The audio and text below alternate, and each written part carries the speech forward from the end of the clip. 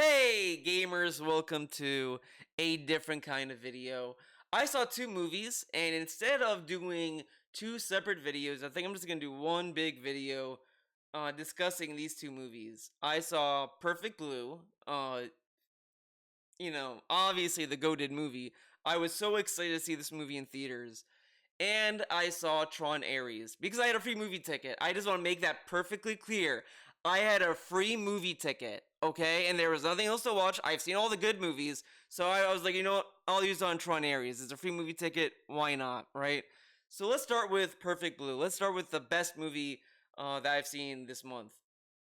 Uh, I was very excited to see this movie again. I did a review about Perfect Blue like years ago. I think it's on this channel. But I've never seen it in theaters. I've seen it on Blu-ray. I've seen it. I rented it the movie on Amazon like years ago. Then I got the Blu-ray that they put out, and now they're doing like a 4K re-release on Blu-ray. Like that's coming out I think in December. So of course I had to get that. It has a huge art book in it. So you know me, right? So I had to see this movie again in theaters. This is really one of my favorite movies from Satoshi Kon. Like, you know, I've noticed that it's all when it comes to Satoshi Kon's work, it's either Perfect Blue or Paprika. Nobody really talks about his other films. Like nobody talks about Paranoia Agent. Nobody talks about Millennium Actress. I've seen some people start to talk a little bit more about Tokyo Godfathers, and that's a good movie. Like I loved all his movies. And I wouldn't say Paprika is my favorite movie. To me, a hot take probably. Uh, it, it's my least favorite of his films and work that he put out. It's not bad. It's not a bad movie. I did like it. I like a lot of the ideas about them using dreams and this that kind of stuff going on. So I wouldn't say it's bad, but it just didn't. I didn't really connect with it or think much of it more so than with Perfect Blue. I gotta rewatch Millennium Actress. I know I like that movie, but the only thing I remember is that I think it's about the actors that did all these movies, but I can't think a lot about it. I need to watch that movie again. I just know I liked it. That's all I remember of it. Paranoid Agent, I just remember that being a very like weird show. It was a show, and it was just so bizarre, and I kind of want to watch that again as well. But yeah, so I was very excited to see Perfect Blue again because that movie is very brutal. It's such a harsh film that I think it's you have to watch it. Like if you are just a cursory anime viewer or whatever, I would definitely recommend Perfect Blue. It feels like such a real movie. Like it just feels believable, and it's so interesting. And I think this is a movie that was done like what in the 90s or so, like 90s, early 2000s, whatever. And a lot of the stuff it brings up, I think, is even relevant today. Uh, the I'm not gonna do a full on review because this is an old movie and everyone knows what Perfect Blue is. I feel, but again, check it out. I highly recommend Perfect Blue. Like if you haven't seen it, you should. Uh, but the thing I was like looking forward to watching the movie is just my experience seeing it on a bigger screen with a deeper like sound system than at home.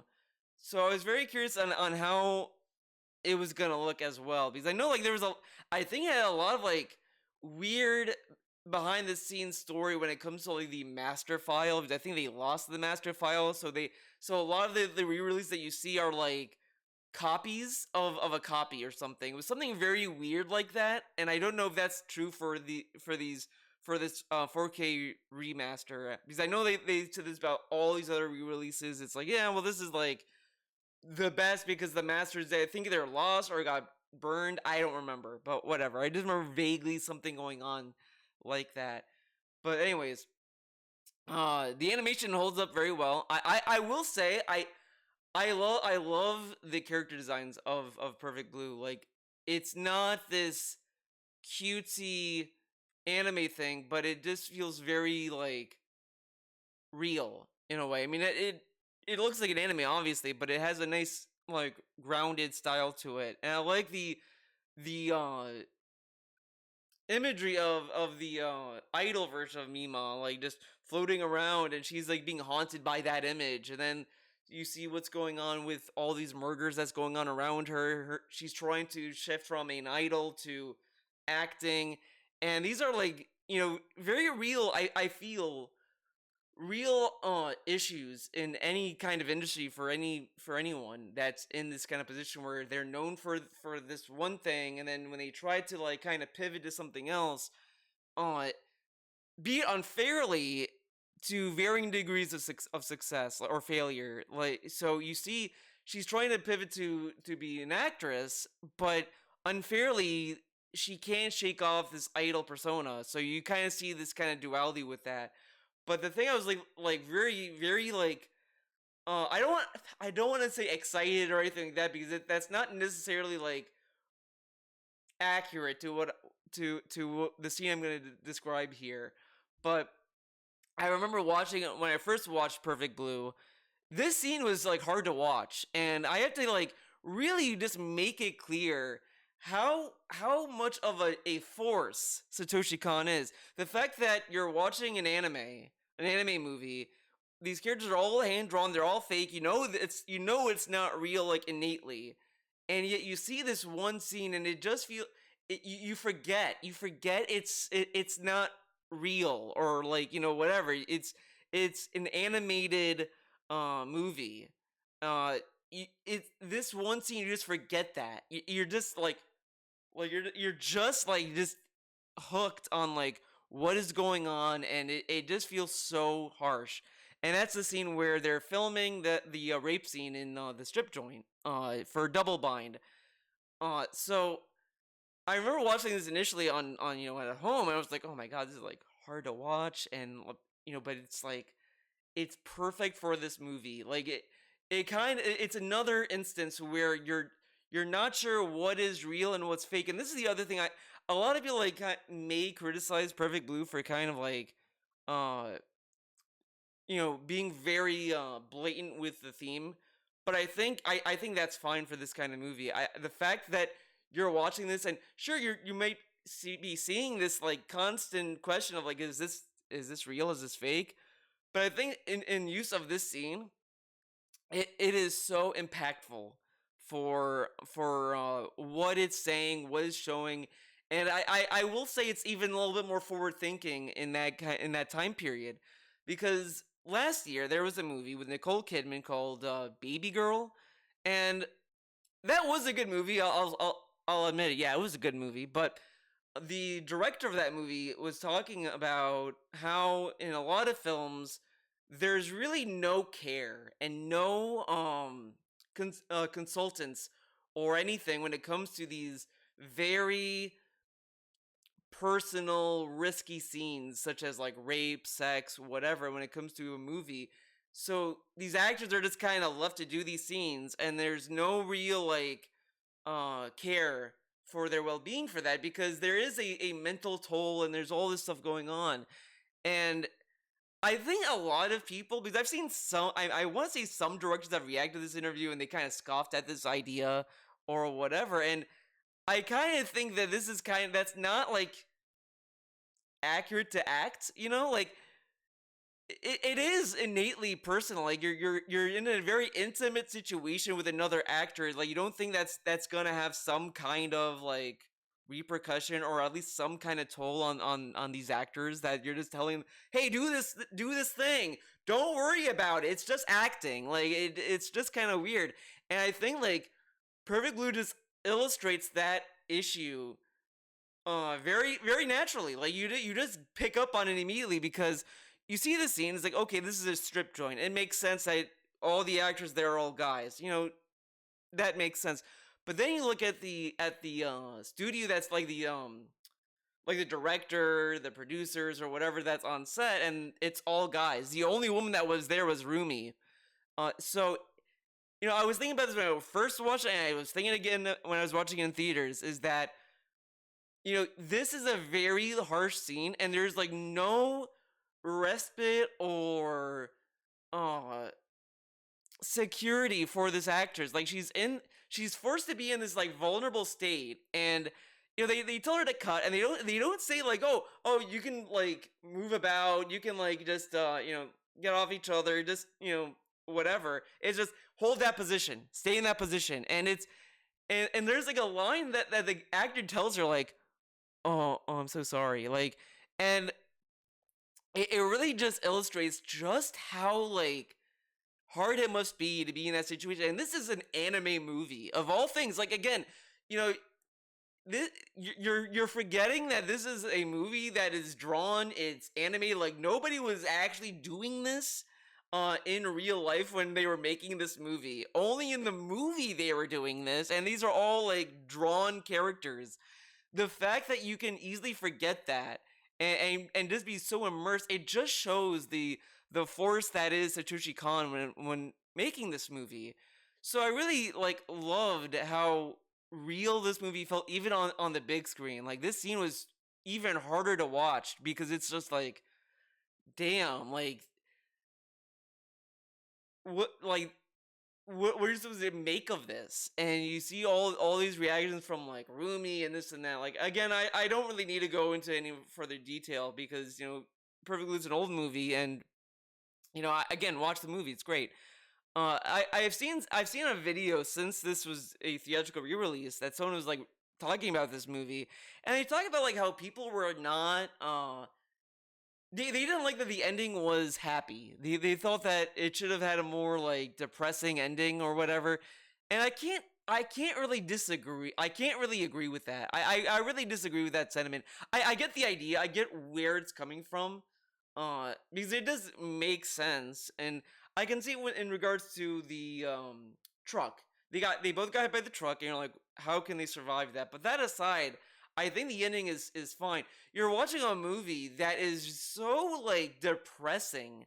Like I do think that you should have at least a like something that's uplifting. And I wouldn't say the ending is 100% happy. It might be happy for like Mima, sure, but I wouldn't say it's a happy ending for Rumi. It's a very tragic ending for her because Rumi is like a very tragic character. She was an idol at one point. She couldn't hang as an idol anymore, so she became a manager.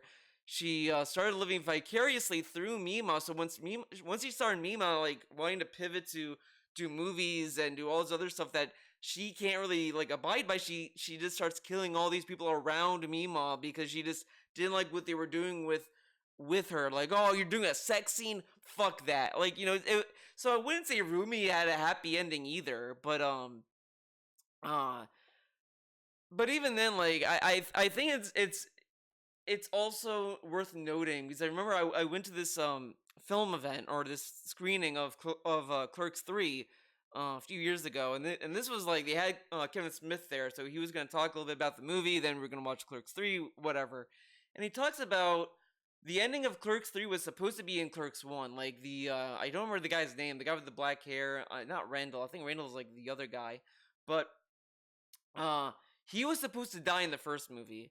And then, like, I think his producer or whoever told Kevin Smith, "This is your first movie. You should not end on a downer because if you end on a downer, nobody's gonna see your next movie. Nobody will care about your next film because your first movie was so depressing." So he saved that for the third movie. And I wouldn't be surprised if that's also true for Perfect Blue because again, Perfect Blue was Satoshi Kon's first movie, and I think that's also true there, where it's like, hey, don't end on a downer. Like this is your first movie, and you don't want like the first thing that people know you from is a depressing movie. So I wouldn't be surprised if that kind of played a role in it. But I kind of liked the ending anyway because I kind of feel that there was intentional or not. I'm gonna say it's unintentional, but there is something very and I know some people like theorize this too, but dreamlike about it, where she's looking in the rearview mirror and says, "I'm the real Mima." Like it made you just really question because the whole movie you're kind of questioning the timeline of a lot of things. Like you're seeing inconsistencies with her apartment. You started seeing that she's losing track of days, and you as the viewer, you're also losing track. Like there's moments where you really forget what is the movie, what's not real. Like there's all these things that are just like constantly conflicting in your head. And watching it again in the theater, I kind of forgot that her role in the movie, in the Double Bind show, I guess it was a show, not a movie, but in that show, like she was supposed to have just a very like minor scene, like she had no bigger role, and then they put her in a bigger role as the show went on, and there's scenes where she talks about like, yeah, she was an idol, and this, and it's like, wait, and you kind of forget that it seamlessly goes from reality to when they were shooting it, and I feel a lot of people like kind of like say, "Oh, this is very blatant, very like straightforward. That what the commentary is." But I think it's very successful in what it's doing anyway. Like again, it's everything about it is very blatant, but it's very easy to forget because you get so hooked and immersed into what's going on. I have seen this movie like 4 times, and naturally you think, oh, you know the twist, so like the movie is not gonna hit the same as it did the first time, and it still hits me the same way each time. And it's not, it's not like Mulholland Drive where that's a movie you can watch forward and backwards, whatever. But this movie is very like real in that kind of sense. Like the fact that they call the show Double Bind, it's that like that is the most blatant it could get. It's kind of telling you at you what this movie is like hitting and what's it and the whole idea behind this movie.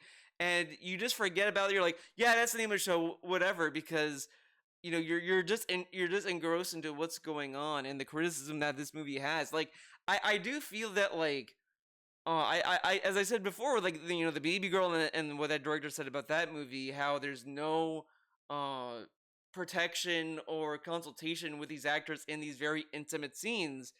And again, like Perfect Blue was made in the '90s, and this is something that's still being criticized and brought up in the industry. Like, these are very intimate scenes. Like, don't you think this is like kind of like in a very weird situation? Like, it's such an interesting movie, that it's timeless. Like, I don't think that this movie will ever age because you'll always be seeing this kind of commentary or kind of like criticism when it comes to these kind of fields of entertainment, uh, or whatever. Because you see there's typecasting with certain actors. You see this in a lot of ways. So it's a very good movie. It's a very ahead of its time too when you think about it. So it's a fantastic movie. Highly recommend it. Again, they're re-releasing the movie 4K Blu-ray in December.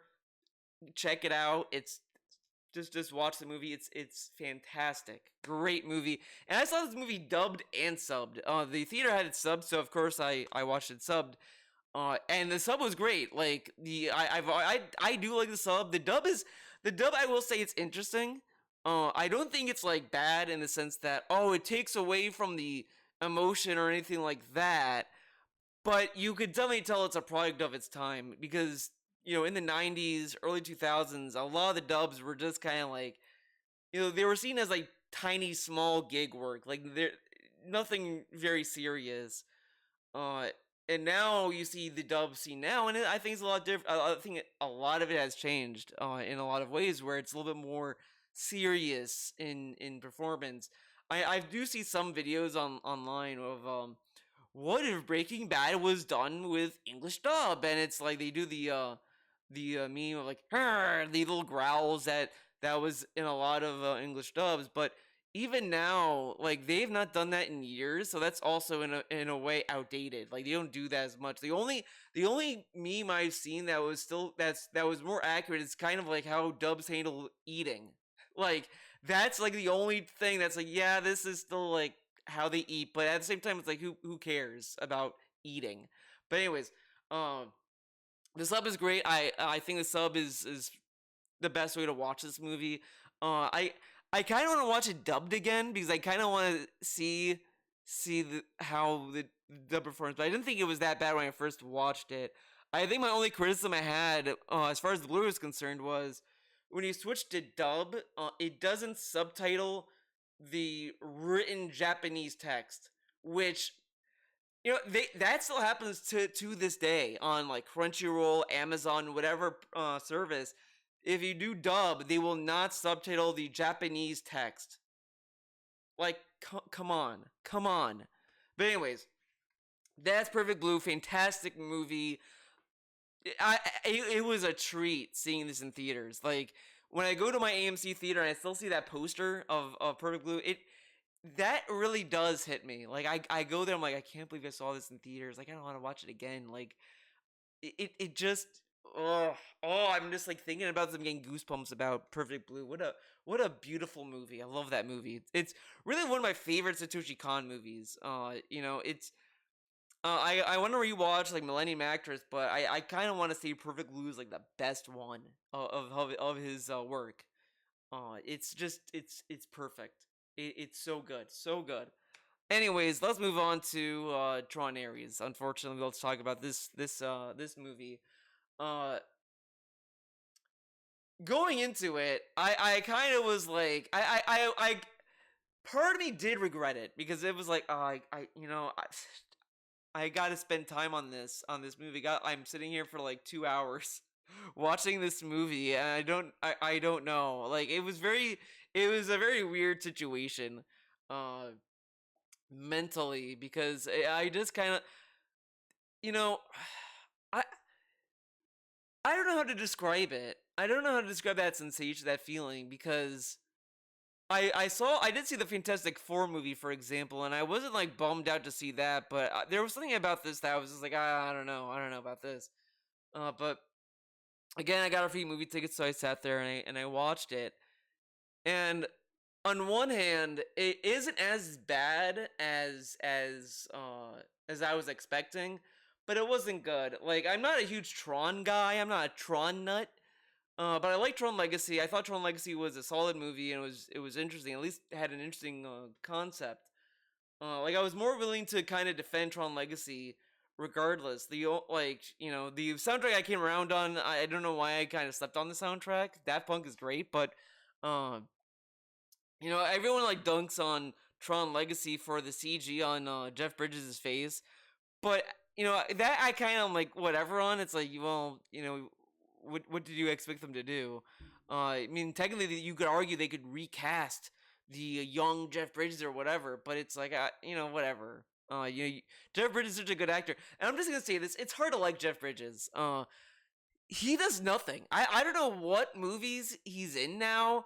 The only thing I know he's in recently is like old country, old man. It's some FX show where he's like this CIA guy. It's a whatever show, but he does nothing. He's in and when he does movies, he does like duds like fucking R.I.P.D. So I don't know what's going on with Jeff Bridges. Does he forget that he's a good actor? Like he was in good movies, and now he's just like I don't want to do good movies. I don't want to do anything. Like you know. I talked to my mom about this, and she's like, "Well, some actors they make the money that they want to make, and then they decide not to do anything." And it's like, what kind of industry is this? Like, but because there's literally actors that like acting and they just keep doing it, and it's like Jeff Bridges is a good actor and he just doesn't do anything. It's so hard to like Jeff Bridges. It's so hard to like that actor because it's like he does nothing, and it's like there's nothing I can watch him in, like nothing, and it gets me mad every time I think about Jeff Bridges. And Tron Ares kind of reignited my anger about Jeff Bridges a lot more. Like this, like so. Let's start with this movie. Uh, the soundtrack, I will say, I didn't expect much. I don't really listen to a lot of Nine Inch Nails, so I don't know like their discography or anything about the kind of music that they make. I might have heard one song, but I'm not even sure. I don't know the name. I kind of was into this anime, but I feel like that's not Nine Inch Nails. Maybe it is. So you already know how like ignorant I am about Nine Inch Nails. So I didn't think much about the soundtrack. But the soundtrack was great. I will say this is the first movie where I feel the soundtrack did all the heavy lifting. The story is just really bleak and not bleak, bland. That's the word. I remember when they were showing trailers, everyone's like, "Oh, we're doing this." Like, uh, And then I watched a video. I was watching like Rocco's review of Tron Ares, and the one thing I kind of feel like that's where it technically was leading to, because Tron Legacy ends on like Korra leaving the grid, so I wouldn't think it's a step too far that they wouldn't do that kind of story. My surprise was just how little it mattered. Like, you think, okay, oh, it's about Tron entering the real world, but it's not. Like, that has so like nothing to do with what the story is, and it kind of makes you leave the theater thinking maybe the movie would have been better if that was the story. Uh, because so far the story is just, oh, we want to print things from Tron, from the grid and all this stuff, and we got to make it permanent. Like, imagine we have soldiers that we can like code and develop in a computer world, and then send them in real world battles or whatever. But it doesn't do anything interesting even with that. Like, you'd think that even with that idea, you could kind of do some kind of like interesting commentary on like how uh there's this big cyber warfare going on, and they don't really do anything with that either. So I just think this is a very weird uh uh story, that it just seems kind of divorced from any interesting ideas. And uh I know that like Jared Leto like heavily financed this movie. Like, this movie wouldn't exist without Jared Leto, to, how ridiculous that sounds, but he funded this movie, I heard, or whatever. And they kind of painted Jared Leto's character as like Jesus. And I kind of hated that, because it felt so is it self-aggrandizing. It just felt like that it was just a movie that was made like it was just a Jared Leto fanfic. Like, oh yeah, I love Tron. What if I became Jesus of Tron? It's like, oh, fuck off. Like, I just didn't like. And also, I thought he was gonna be the villain. Like, every time I've seen Jared Leto in this movie, I was like, is he gonna be the villain? Like, and I was also annoyed. They used Greek mythology, and there was no reason for it. Like, yeah, Jared Leto's character's name is Ares, the god of war, and there was nothing at all. Like, it starts off where it's like, okay, they want to use him for a military purpose. Okay, like, that makes sense to call him Ares. And then like after that, he just kind of doesn't want to do that. Like, I don't know, it just felt lazy, and it just felt superficial. Like, all these names felt very superficial to what it was trying to say. Like, oh, Ares, and this woman is Athena, and it's like, I feel like a lot of Athena, like Athena is she's the goddess of wisdom. And I keep seeing them like trying to like weaponize her, and it's like, sure, she's like a tactician and all that, but like, there's more going on with Athena than she knows how to fight, like, whatever. And that's not a big deal either. I mean, it made sense in the context of this, but it just felt very superficial. Like there was no reason to name these after Greek mythology. And I would have said the same thing if it was like, Roman mythology or whatever. Like, why not lean into more of this kind of stuff if that's the case? Like, Horizon Zero Dawn literally did that. Like, they had AI in Horizon Zero Dawn that was named after like Greek mythology, and they all like embodied what that meant and all this. And that is a far better use of Greek mythology. Sure, you argue it's very literal and not super deep, but it's deeper than what Tron Ares gave us, where it's just, yeah, he fights Ares. Like, okay, like, uh, the villain, it was just. I mean, this movie I was so disengaged from everything it was trying to get me to care about. And I remember, like, before seeing it, I saw a lot of people like dunk on this movie, saying, "Oh, they did this to Tron. They gave this character a girl boss." And these people like really just kind of embody the people who complain about stuff and they don't watch it. Because if you think Eve is a girl boss, you're just admitting you've never seen the movie, and that's fine. You don't want to watch the movie, that's fine. I'm not gonna fault you for that, but she is not even a girl boss. She's just a typical character. Her she goes after the permanence code. She finds it, then she like gets zapped into the Tron world because the main villain wants the permanence code, and it's like, well, she's seen the code, so like, even though she threw the code in the water, we can extract it from her memory or whatever. So she gets out. She promises Jared Leto, like, "Oh, I'll take you outside of the Tron world with the permanence code if you get me out of here." And then that's kind of all she does. Like, there's no instance where she shames anyone or she's like, "Yeah, I'm hot shit." Like, she doesn't even do that.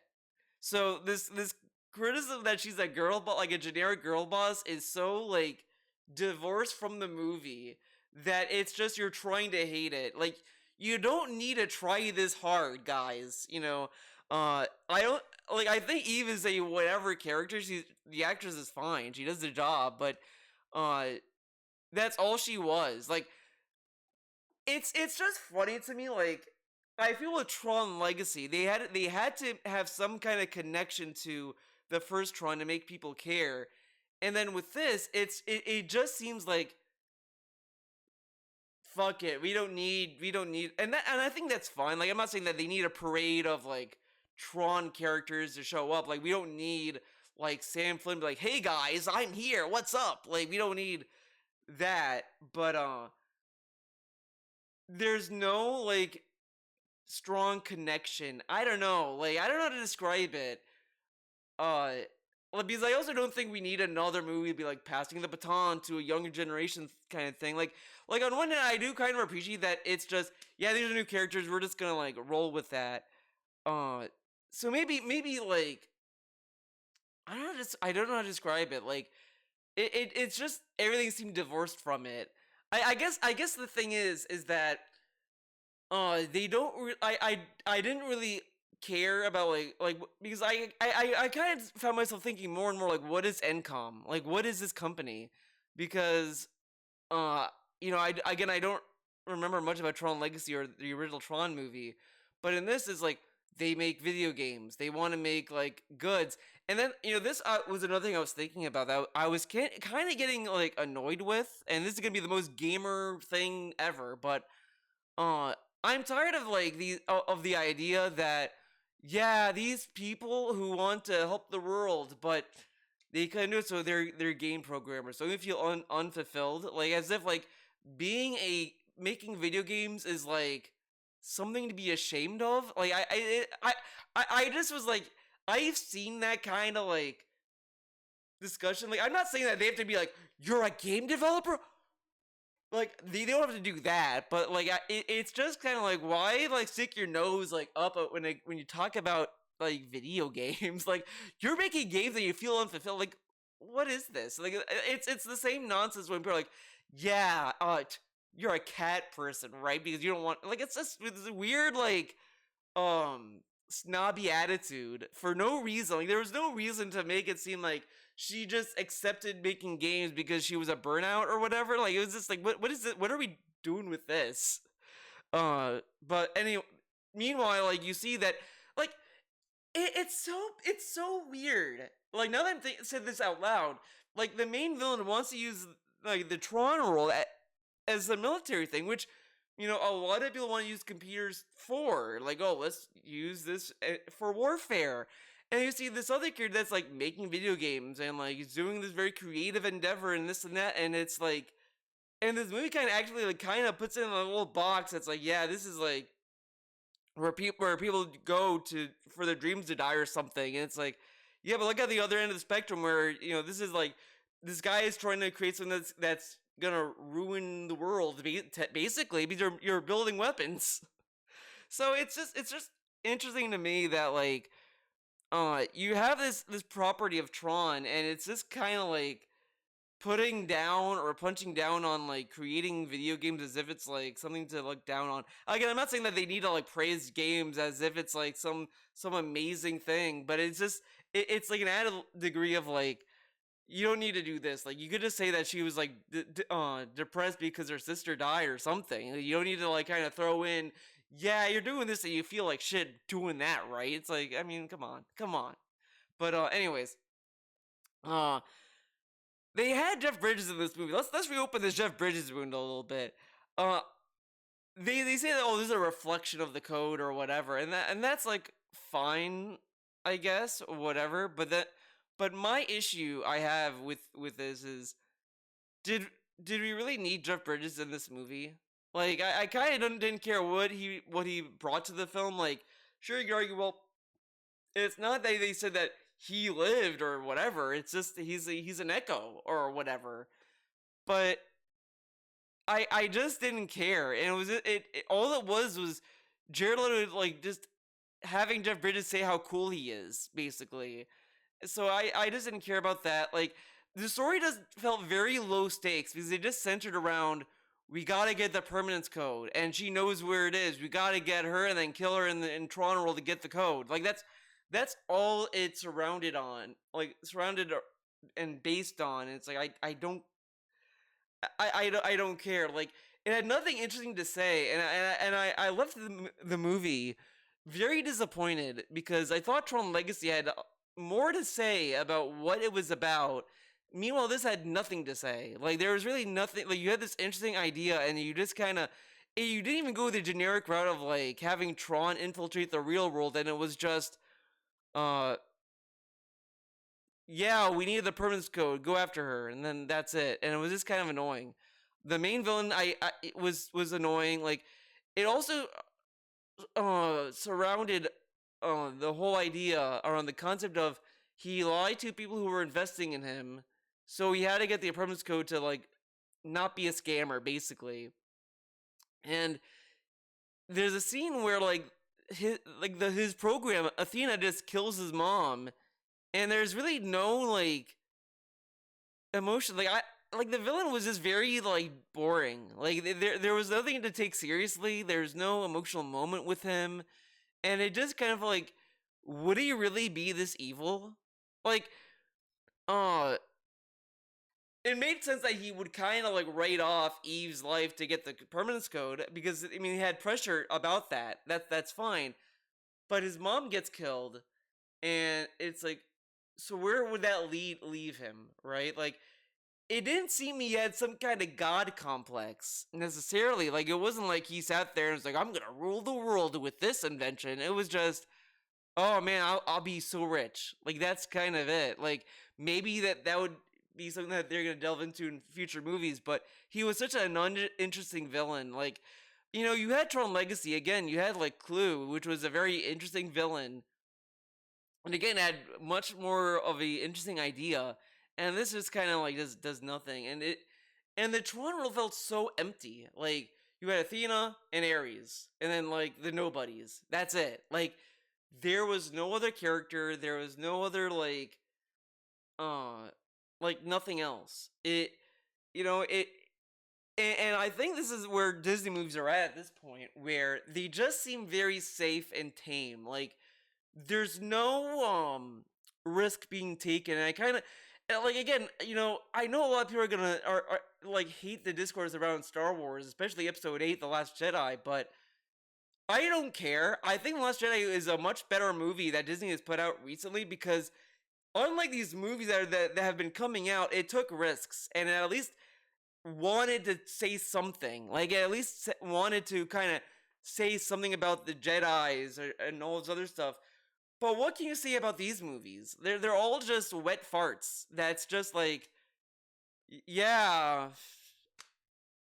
this guy wanted to build a military complex around the permanence code. Isn't that fucked up? It's like, okay, like, it just it seems more that they're more cowardice. They're just cowards to do any risk, because they just don't want to butthurt people that are gonna make a Twitter post saying, this movie offends the essence of my childhood or whatever. And it's just like, they're complaining about this movie anyway, and this movie is like arguably the safest Tron movie ever made, because it doesn't do anything. It does nothing with the IP. It doesn't criticize anything except for, oh, this guy's trying to make a buck off the permanence code. Like, it was such a boring movie. Like, the only thing I will say other than the soundtrack, it at least was moving so fast it didn't feel like a 2-hour movie.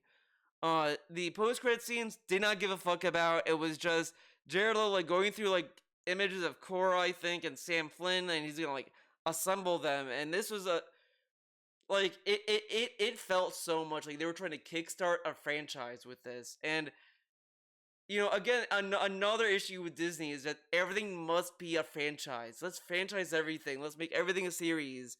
Like, it's kind of funny that I decided to do this video of Perfect Blue and Tron Ares, which are two like antithetical movies from each other. One is an art piece that stands alone and it's very like personal and uh brave and forward thinking, critical, whatever. Then you have the most like piece of shit, cowardice movie that just embodies everything that is wrong with like the industry when it comes to Disney. Like, there was all these press releases about uh how they are retooling their upcoming Pixar movie Hopper, where it was this very pro environmentalism film initially, and then since last year and the election, they decided to scale all that back, and it's like,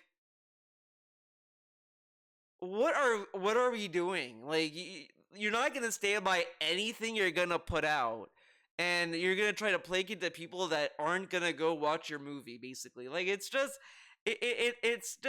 lame, and I can't help but feel like I've said this about Pixar movies as well. There seems to be this loss with these movies. I mean, it happened a lot with Pixar. Like, I remember growing up and a new Pixar film would go, everyone would be like running to the theater, it would be a big deal. And now it's just like, whatever. And it's not even like, oh, it's because of this. It's just I feel there's no creative backbone with these movies, and it's just this complacency that kind of festered for so long that you just kind of get these kind of lukewarm movies that just don't want to tip the scales one way or the other. You had that with The Last Jedi, which seems like an honest accident. I mean, that new trilogy was a happy accident in a sense, because you had three distinct movies. One safe movie that was good. You had a risky movie that like was polarizing. That I think is I would much rather have a polarizing movie than a movie that's like dog shit. And they had a dog shit movie right after that. Like, it's and you see this more and more with all these movies, and you see this with Marvel. Like, the only reason why people were going to see Endgame and these other Marvel movies was to see how all these movies connected, and there's no aim with anything. It's just franchise, franchise, franchise. Let's not think about how these things will connect. Like, it's to the point you're watching these Marvel movies. Does anyone even remember Eternals? Like, Eternals is a dog shit movie, but like that movie ends on such a big thing, and it's like, we're not talking about this. Um, Uh, so you have that. Then you have like you have the Fantastic Four, the one that came out, the new Avengers, the Thunderbolts new Avengers thing. It was such a dumb marketing stunt. I kind of can't wrap my mind around this decision, and the idea to like have two Avengers movies that are competing with each other. It's just, what are we doing? And you're forming this group of people that are cherry picking the Marvel movies to watch. Like, it's just, what are we doing? Like, people were saying this about the DC universe, during Zack Snyder, where it's like you have all these movies, they all don't connect. Like, you have like the Batman vs Superman, Justice League, The Flash, Wonder Woman, but then you have the Joker, which does not connect to this, and all this other stuff that's all not connected. But now, like, that's done, and we have James Gunn.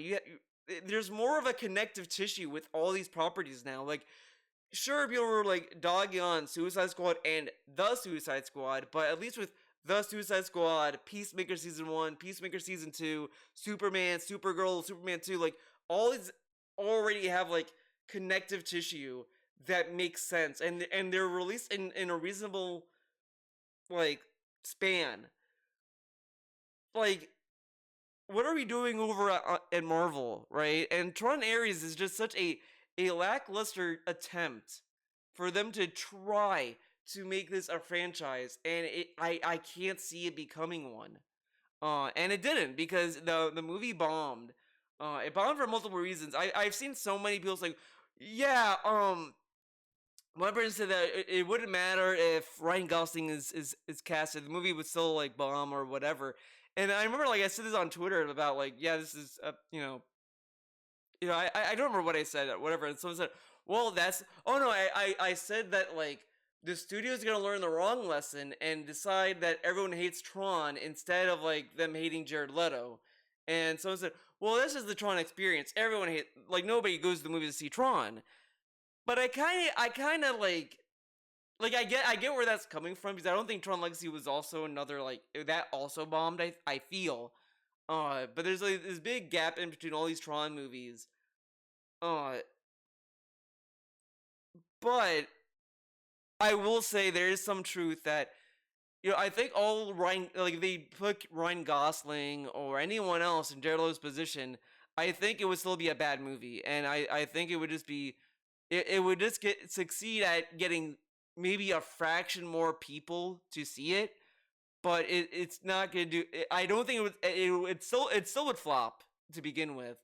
And then the word of mouth would just be negative because the story is nothing. Like, I have seen movies that had bad actors and actors I did not like, and I can still like praise these movies. Like, O.J. Simpson is a very like shitty guy, right? Obviously, no surprise. But I can still say I enjoy the Naked Gun movies, all of them. So it's like obviously, you can still have a good movie with a questionable casting, but if the movie is bad, the casting isn't gonna save it. Like Tron Ares is just a bad movie with nothing interesting to say. There was nothing I latched onto that I enjoyed or anything other than the music. Like again, the soundtrack was doing the heavy lifting. The whole movie was just like I didn't care. It was like, oh, this song is sick. Like it had Trent Reznor who did the soundtrack to the two Challengers. His music is great. So him and like Nine Inch Nails like was doing all the heavy lifting for this movie. If anything, just get the soundtrack and listen to that.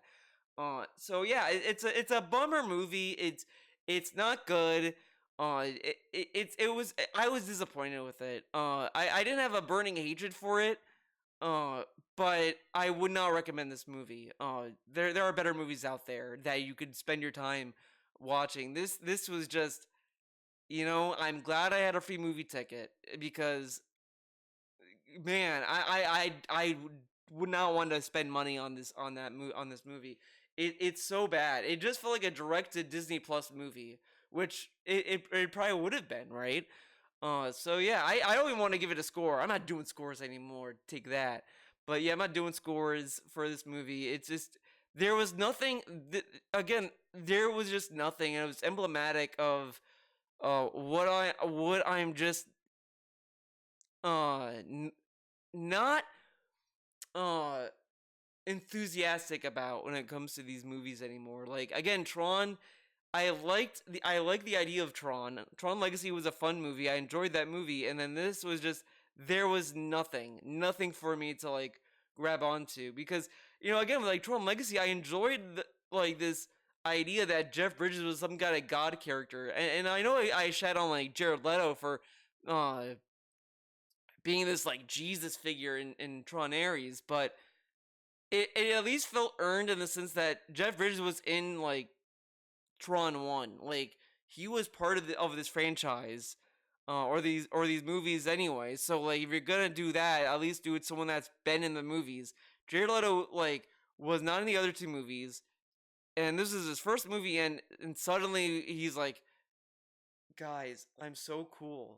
Look at me. And I didn't like his performance. Like he's not like he didn't do a bad job. Like it wasn't like he was dog shit, but it was such a generic performance. Like everyone just did a generic job. Like there was no actor that I was like, oh, I liked his performance. Like it was just, okay, like that's it. Like, uh, I watched Superman, James Gunn's Superman, and the guy who acted as Mr. Terrific and Lex Luthor are my favorite actors. They both killed it in that movie. It's like, yeah, I want to see a Mr. Terrific spinoff. Oh, the guy who played Lex was so good as Lex Luthor. Like he's like really good.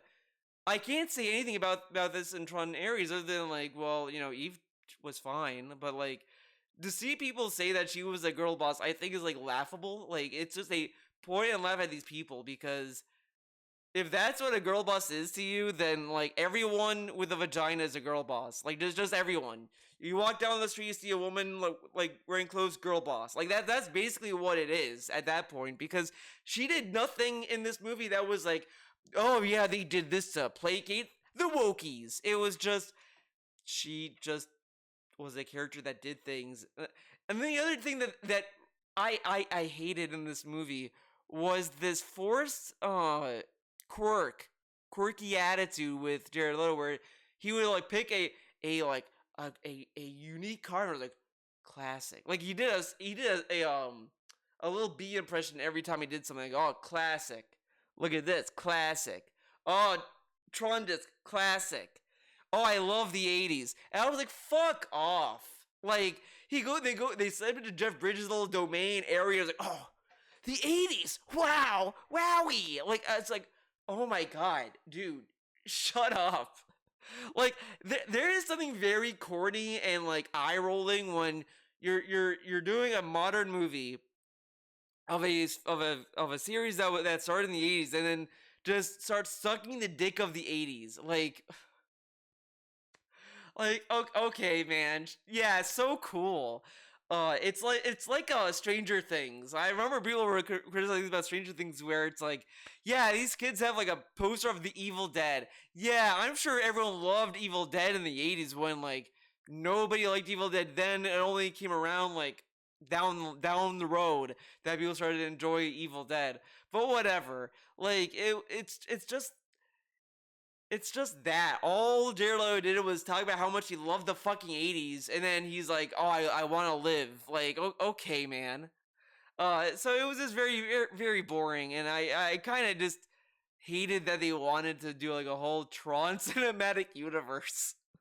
He's like, "I'm gonna form the Avengers Initiative," basically, because like that's where it ended. He looked at these posters trying to assemble these people. It's like, whatever.